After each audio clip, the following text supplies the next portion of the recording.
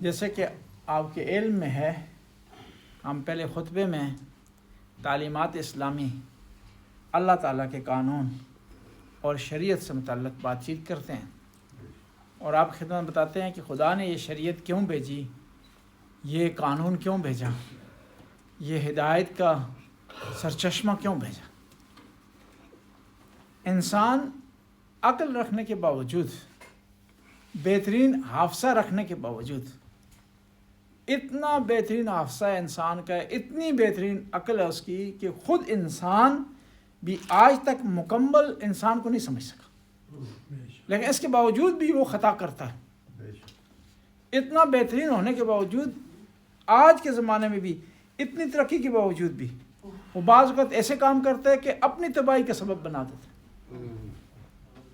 اس لیے خداوند تعالیٰ نے یہ جو عقل ہے اس کا، اس کی ہدایت کے لیے، اسے صحیح لائن پر لگانے کے لیے، اسے صحیح موٹیویشن دینے کے لیے کیا کیے؟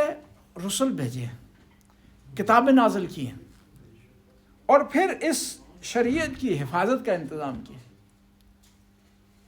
نبی کریم شریعت لائے قرآن کی صورت میں،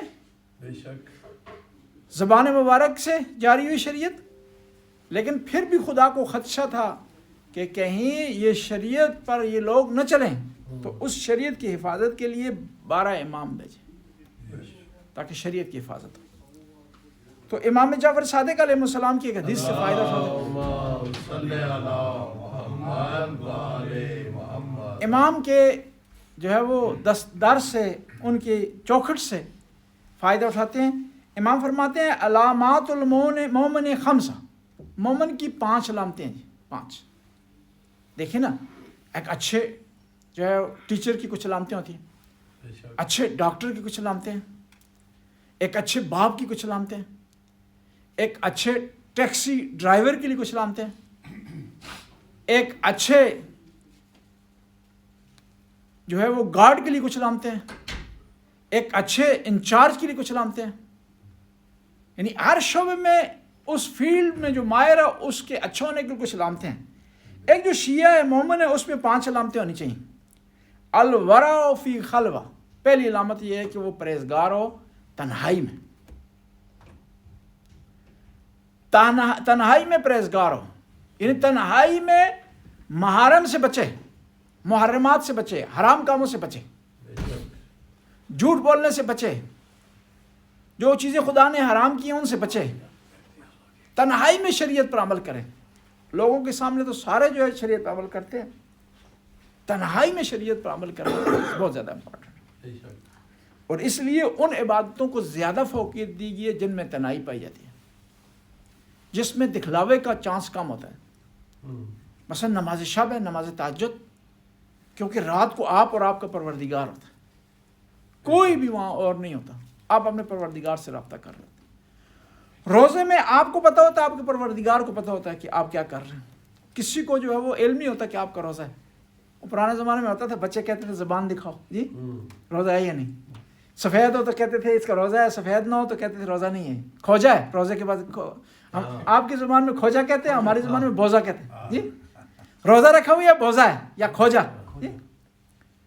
تو امام فرماتے ہیں کہ سب سے بہترین علامت یہ ہے، مومن میں علامت ہونی چاہیے کہ تنہائی میں وہ پرہیزگار ہو۔ الصدق فی قلہ، الصدقۃ فی قلہ، پیسے کم ہے اس کے پاس، آمدنی کم ہے، پھر بھی صدقہ دے۔ بعض لوگ سمجھتے ہیں صدقہ صرف امیروں پر واجب ہے، جن کے پاس پیسے ہیں، جن کے پاس نہیں ہے ان پر بھی واجب ہے، ان پر بھی ضروری ہے۔ کیوں ضروری ہے؟ صدقہ دیں گے تو اور مال آئے گا نا۔ ایک آدمی معصوم کی خدمت میں حاضر ہوا، اس نے کہا کہ میرے پاس پیسے نہیں ہے، غریب ہوں، مسکین ہوں، یہ امام نے کہا صدقہ دو۔ اس نے کہا اے لو جی میں صدقہ مانگنا آیا، کہتے صدقہ دو۔ امام نے فرمایا کہ جو تھوڑا بہت جو بھی ہے دو گے تو پھر اور آئے گا۔ جس طرح ہوتا ہے نا، چھوٹی سی انویسٹمنٹ آپ کے پاس ہوتی ہے، وہ لگاتے ہیں پھر مال آتا ہے، پھر کاروبار آگے چلتا ہے۔ اور ناداری میں صدقہ دینا کمال ہے۔ ایک آدمی کے پاس اتنے پیسے ہیں نا، اسے خود سمجھ نہیں آ رہی کہاں خرچ کرے، وہ صدقہ اگر دے دیتا ہے اس کا اتنا کمال نہیں ہے، وہ آدمی کہ جس کے پاس خرچہ کم ہے، جس کے پاس آمدنی کم ہے، وہ صدقہ دیتا ہے، کمال ہے اس کا. والصبر عند المصیبہ، تیسری کوالٹی مومن کی یہ ہے کہ جب اس پر کوئی مصیبت آئے تو کیا ہے، صبر کرے اس پر. انسان کی زندگی میں خوشیاں آتی ہیں، مصیبتیں آتی ہیں، تنگ دستی آتی ہے، امارت آتی ہے، غربت آتی ہے. اور یہ بھی یاد رکھیں، آپ اپنی مصیبت نہ ہر کسی کے سامنے بیان نہ کریں. اپنی غربت دیتا کوئی نہیں ہے، بلکہ لوگوں کو پوائنٹ مل جاتا ہے. آپ چیک کر کے، آزمائش کر کے دیکھیں کہ آپ کسی کو فون کر کے کہیں کہ مجھے بہت سارا نقصان ہو گیا، مجھے پیسوں کی سخت ضرورت ہے، اور دوسرے دن فون کریں گے، فون آپ کا نہیں اٹھایا جائے گا. انہوں نے پیسے بھی نہیں دیے، اس کے بعد فون بھی کٹ گیا. یہ تو بہتر تھا نہ بتاتے ان کو، کم از کم فون تو اٹھاتے رہتے نا. بس اپنے دل کا حال بتانے کے لیے بھی ضروری ہے کہ اس کا کوئی اہل آدمی ہو، کوئی آدمی اس لائق ہو کہ اس کو اپنے دل کا حال بتائیں. ہر کسی کو دل کا حال نہ بتائیں، کیونکہ لوگ کمزور پوائنٹ ڈھونڈتے ہیں. اور یہ بھی چیک کریں کہ کون آپ کا ہمدرد ہے. اور بعض اوقات آپ کسی کو ہمدرد سمجھ بیٹھتے ہیں، وہ ہمدرد نہیں ہوتا. اور بعض اوقات لوگ بتاتے ہیں کسی کو کہ بھائی یہ میرا کاغذ آ گیا، مجھے جرمانہ ہو گیا، یہ مسئلہ ہو گیا.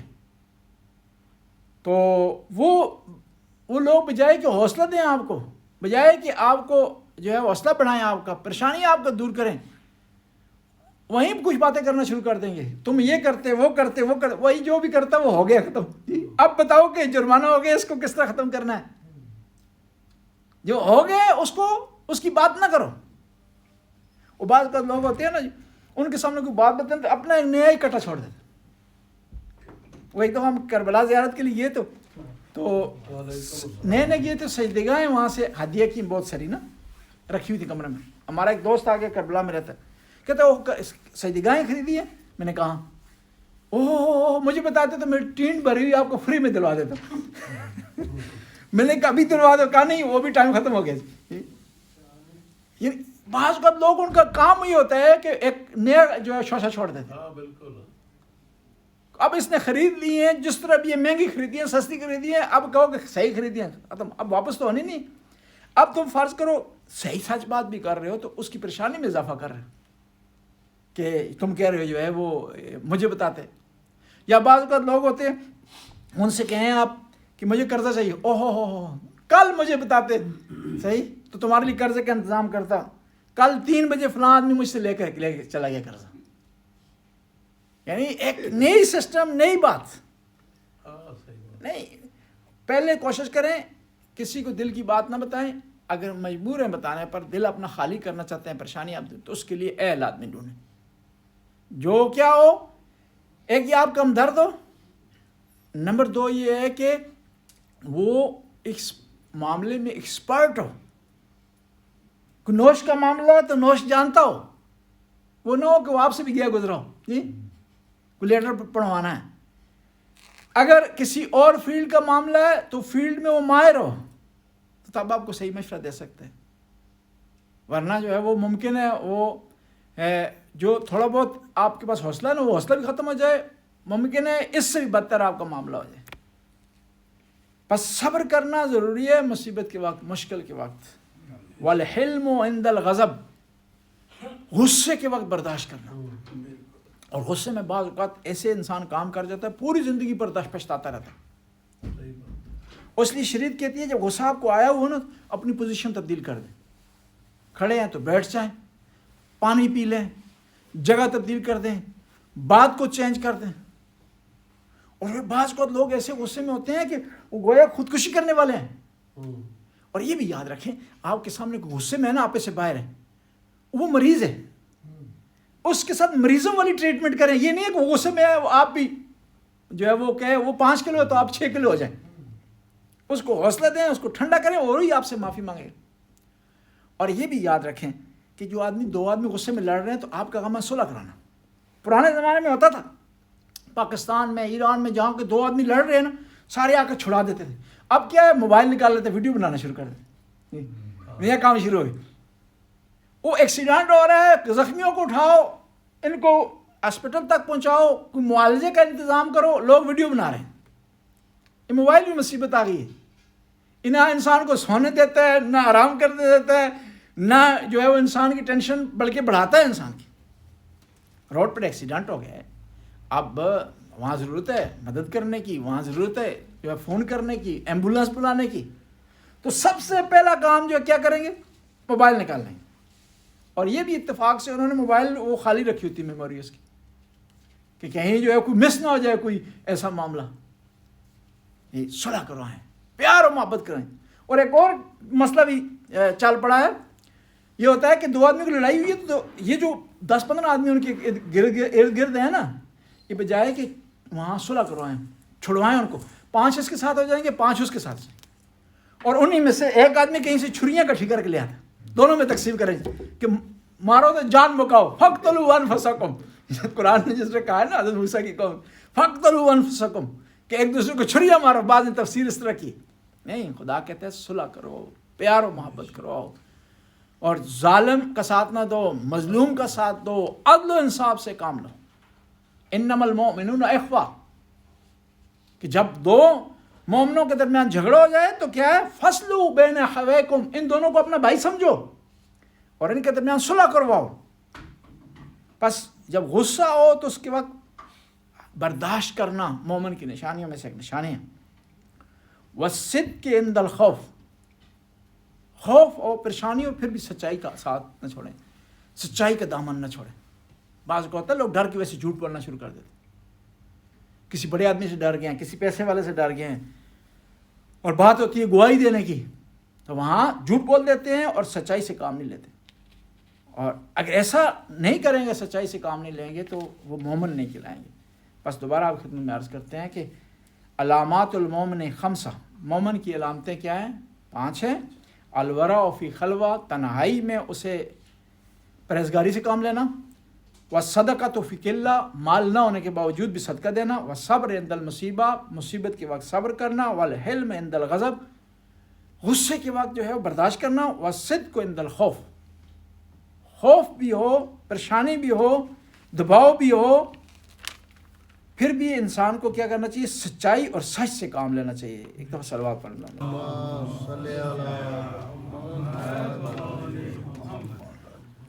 جیسے کہ آپ کے علم میں دوسرے خطبے میں ہم مناسبت سے متعلق بات چیت کرتے ہیں، شوال کے مہینے میں جو واقعات وقوع پذیر ہوئے ہیں ان کے بارے میں جو ہے وہ بیان کرتے ہیں. شوال کی 1 تاریخ کو عید فطر ہوئی ہے اور ہوتی ہے اور ہو رہے گی انشاءاللہ. اور اسی کی 1 تاریخ کو مر گئے عمرو بن عاص کی، 41 ہجری کو. عمرو عاص کون ہے؟ یہ معاویہ کا مشیر تھا اور معاویہ کو مشورے دیتا تھا، اور معاویہ کی جو ظاہری دنیاوی لحاظ سے جو کامیابی اس کی تھی اسی کی بل بوتے پر تھی. اور اس کے مقابلے میں اس نے کیا دیا اس کو ایوارڈ کہ مصر کی حکومت. اب عمرو عاص کون ہے؟ یہ عاص بن وائل کا بیٹا ہے. عاص بن وائل کون ہے؟ جس نے پیغمبر کو طعنہ دیا تھا اولاد نہ ہونے کا، اور پھر پورا سورہ کوثر نازل ہوئی تھی، اِنَّ شَانِئَکَ هُوَ الْأَبْتَرُ.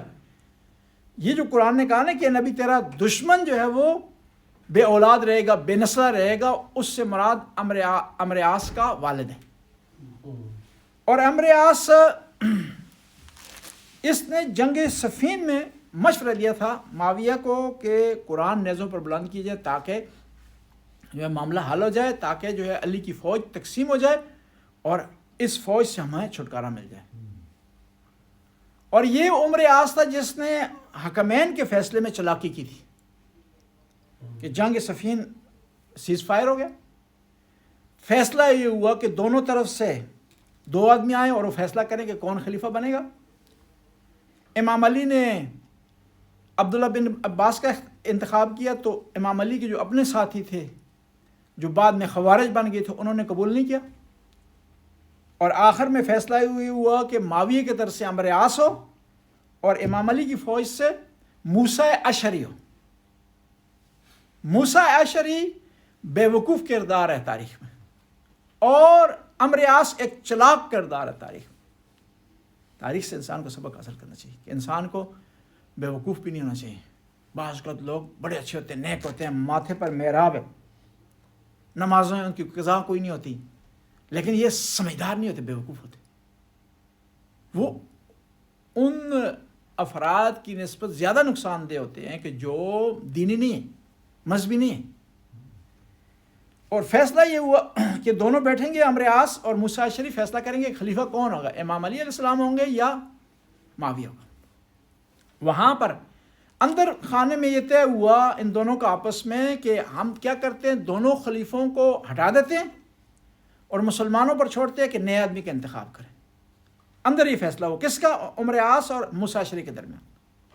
لیکن باہر جب اسٹیج پر گئے تو موسیٰ اشعری نے کہا، عمرو عاص نے کہا کہ موسیٰ اشعری تم جاؤ، پہلے اعلان کرو اس بات کا کہ تم اپنے خلیفہ کو اٹھاؤ، میں آ کر اپنے خلیفہ کو اٹھاؤں گا، پھر مسلمانوں پر چھوڑیں گے.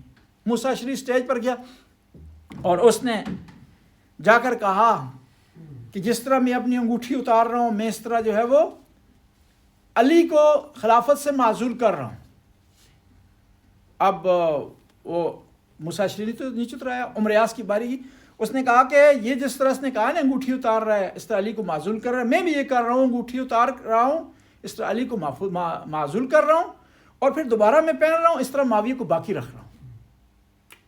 اور وہاں پر فوراً موسیٰ اشعری نے کہا کہ تم جو ہے وہ کتے ہو.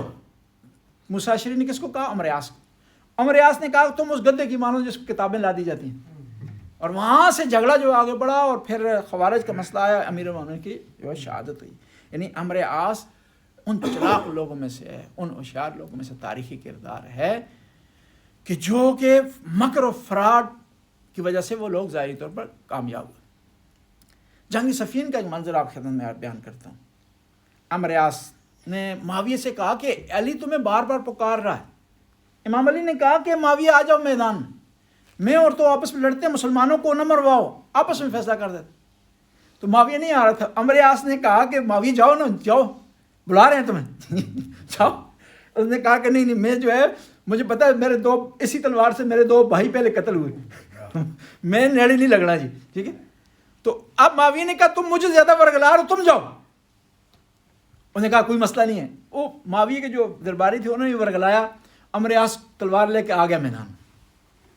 وہ مولا کے ساتھ اس کی جنگ شروع ہوئی تو مولا کے سامنے تو بڑے بڑے پہلوان نہیں کھڑے ہو سکتے تھے. جب وہ سمجھا کہ مرنے والا ہے نا تو اس نے اپنی شلوار اتار دی.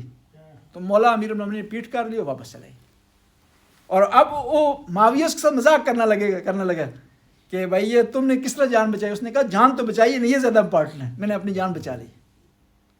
یعنی عمرو عاص تاریخ کے ان برے کرداروں میں سے ایک کردار ہے.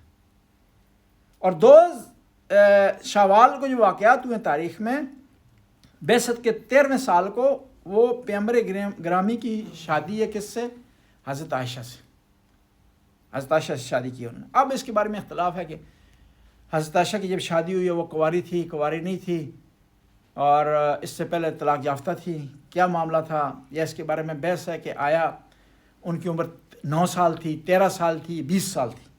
شیعہ منابع اور مصادر اور ریفرنس کے مطابق ان کی شادی 20 سال کی تھی، 20 سال کی عمر میں ہوئی پیغمبر گرامی سے، اور اس سے پہلے وہ طلاق یافتہ تھی.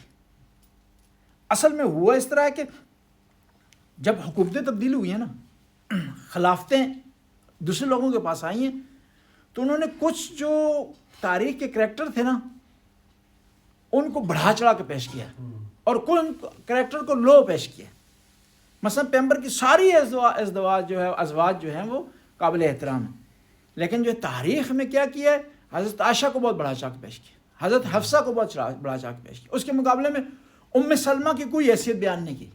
حضرت خدیجہ کے مقام کو کم کرنے کی کوشش کی. تو انہیں بڑھانے چڑھانے میں یہ بھی انہوں نے ذہن میں رکھا ہے کہ ہم یہ ثابت کریں کہ پیغمبر کی واحد بیوی تھی جن کی سب سے کم عمر تھی اور سب سے زیادہ خوبصورت تھی، سب سے زیادہ پیغمبر جن سے پیار کرتے تھے وہ تھی. اس حوالے سے یہ کام انہوں نے کیا، لیکن ایک تاریخی غلطی کر گئے ہیں، یہ ثابت کر گئے ہیں کہ حضرت عائشہ کی جب شادی ہوئی ہے تو ان کی عمر 9 سال کی تھی، اور جس کی وجہ سے غلط فہمیاں تاریخ میں پیدا ہوئی ہیں، اور پھر پیغمبر پر اس حوالے سے کفار نے، غیر مسلمانوں نے جو ہے وہ الزام لگایا. بس ہمیں انصاف سے اور تاریخ کو گہری نگاہ سے جب دیکھیں گے نا مختلف پہلوؤں سے، तो हमें नतीजा मिलेगा कि उनकी उम्र इतनी नहीं थी शादी के वक्त, बल्कि उनकी उम्र शादी के वक्त 20 साल थी, और 20 साल उनकी उम्र थी। और उस तारीखी हवाले से भी साबित होता है कि 20 साल उनकी उम्र है।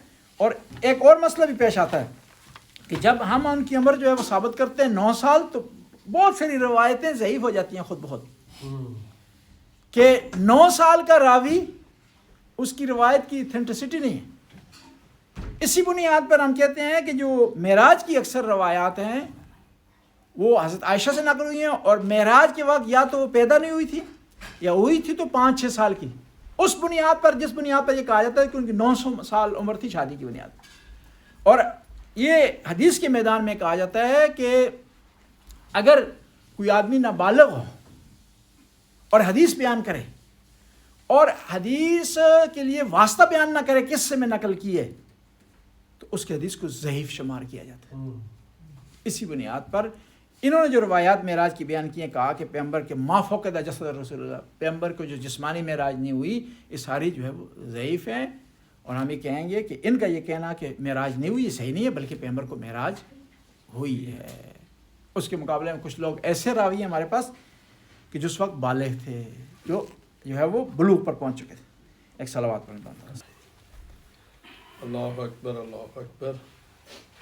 अशहदु अल्ला इलाहा इल्लल्लाह, अशहदु अल्ला इलाहा इल्लल्लाह, अशहदु अन्ना मुहम्मदुर रसूलुल्लाह,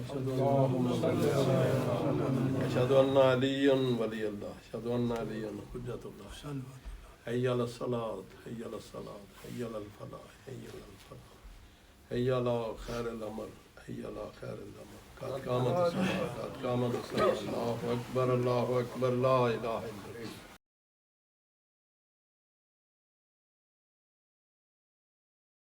اللهم صرفني عن الهموم والغموم ووحشة الصدر ووسوسة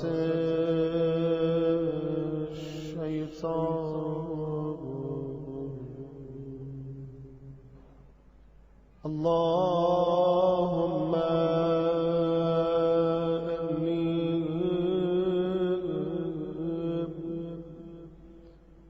أسألك الأمان.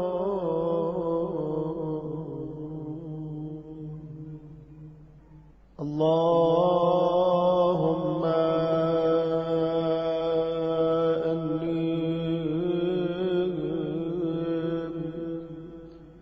أسألك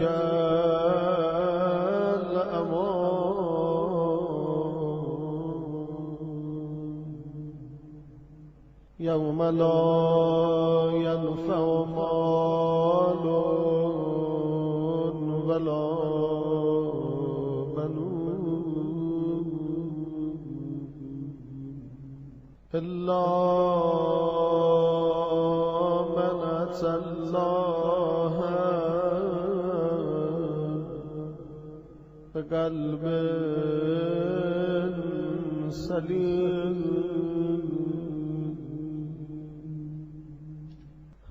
وأسألك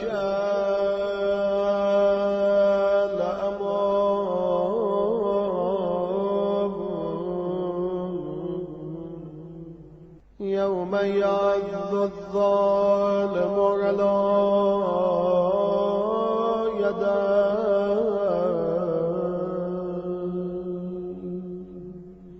يقول يا ليتني اتخذت مع الرسول سبيلا. وأسألك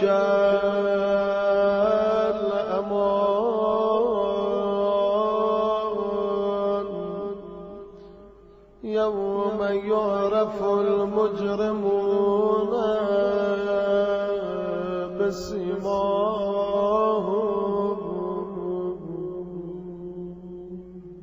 فيؤخذ بالنواصي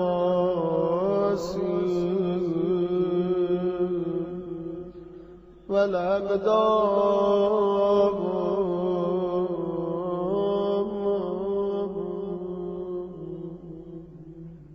وأسألك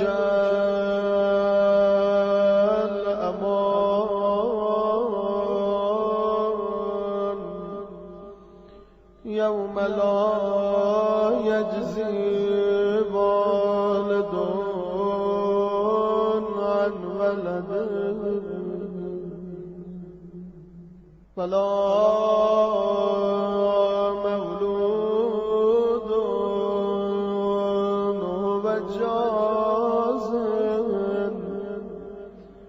عن والده شيئا إن بعد الله حق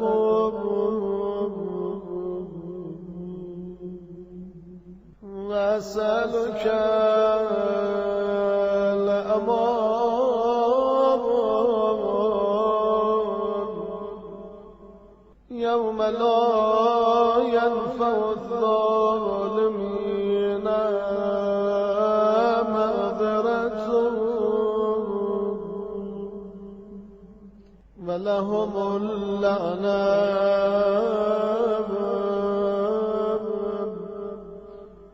ولهم سوء الدار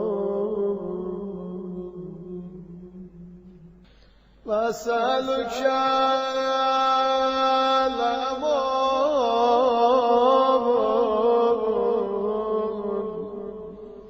يوم لا ينفع الظالمين معذرتهم ولهم اللعنة ولهم سوء الدار وأسألك الأمان يوم لا تملك نفس لنفس شيئا والأمر يومئذ لله وأسألك الأمان يوم يفر المرء من أخيه وأمه وأبيه وصاحبته وبنيه لكل امرئ منهم يومئذ شأن يغنيه وأسألك الأمان يوم يبد المجرمون لو يفتدي من عذاب يومئذ ببنيه وصاحبته وأخيه وفصيلة التي طويل فمن في الأرض جميعا ثم ينجيه كلا كلا إنها لظى نزاعة للشواب كلا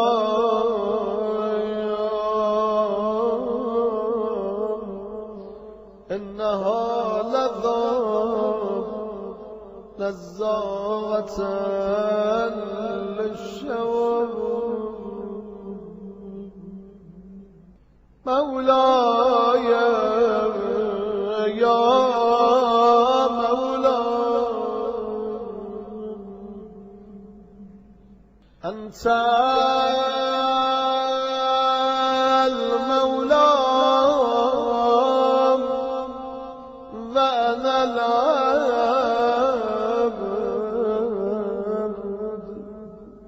وهل يرحم العبد إلا المولى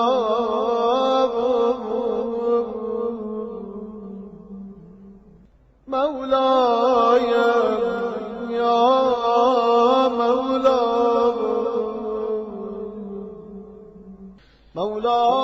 مولاي يا مولاي أنت المالك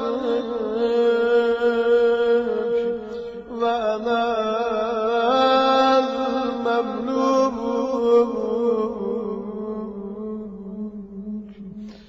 وهل يرحم المملوك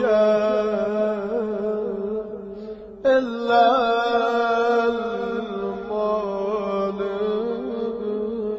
المالك مولاي يا مولاي أنت العزيز وأنا الذليل مولاي وهل يرحم الذليل إلا العزيز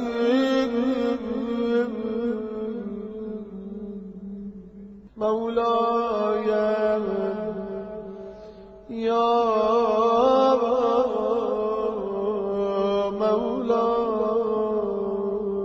مولاي أنت الخالق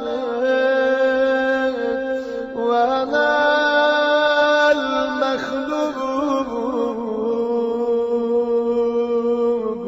وهل يرحم المخلوق إلا الخالق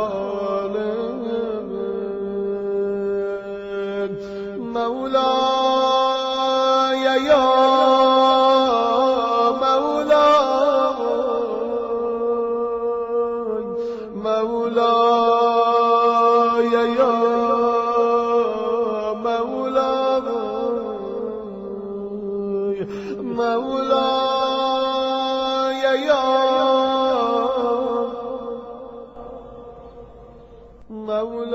مولاي يا مولاي مولاي يا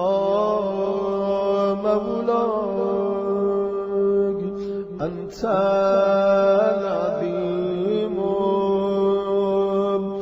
وأنا الحقير وهل يرحم الحقير إلا العظيم مولاي يا مولاي أنت الكبير وأنا الضيف وهل يرحم الضيف إلا الكبير مولاي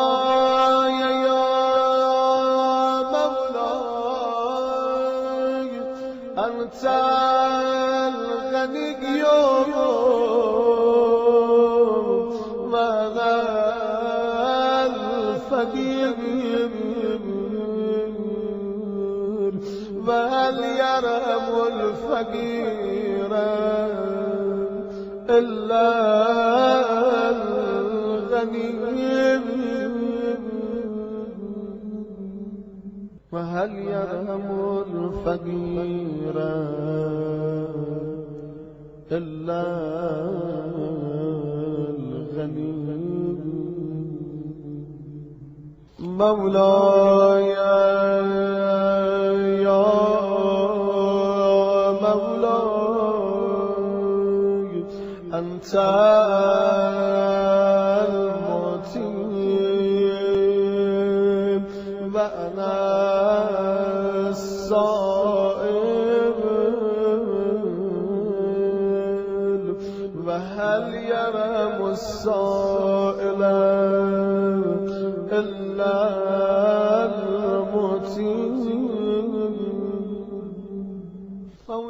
مولاي يا مولاي أنت الأيوب وأنا الميت وهل يرحم الميت إلا الحي مولاي يا مولاي أنت الباقي وأنا الفاني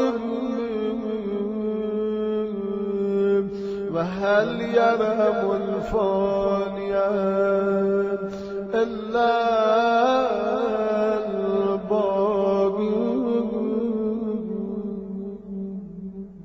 مولاي يا مولاي أنت الدائم وأنا الزائل وهل يرحم الزائل إلا الدائم مولاي يا مولاي أنت الرازق وأنا المرزوق وهل يرحم المرزوق إلا الرازق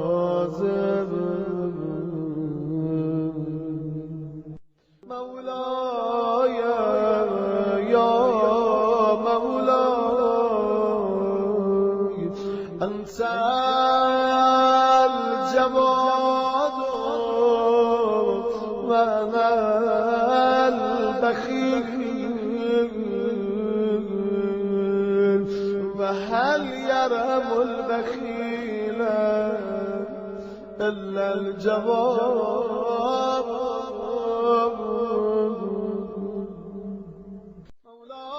مولاي يا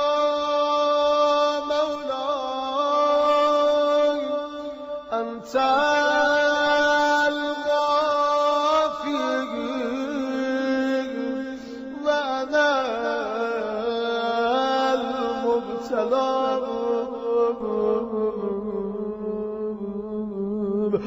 وهل يرحم المبتلى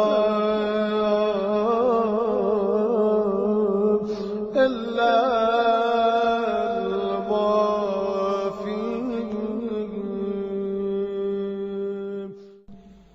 وهل يرحم المبتلى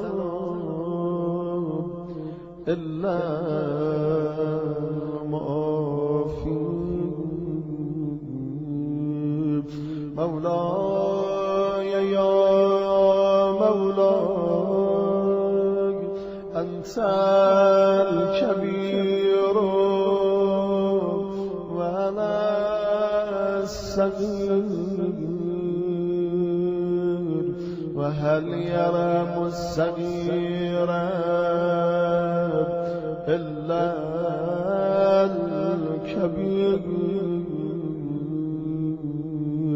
مولاي يا مولاي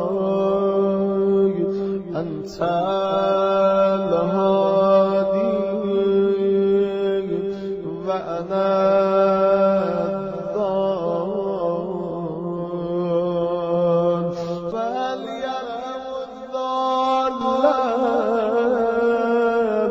إلا الهادي مولاي يا مولاي أنت الرحمن وأنا المرحوم وهل يرحم المرحوم إلا الرحمن مولاي يا مولاي أنت السلطان وأنا الممتهن وهل يرحم الممتحن إلا السلطان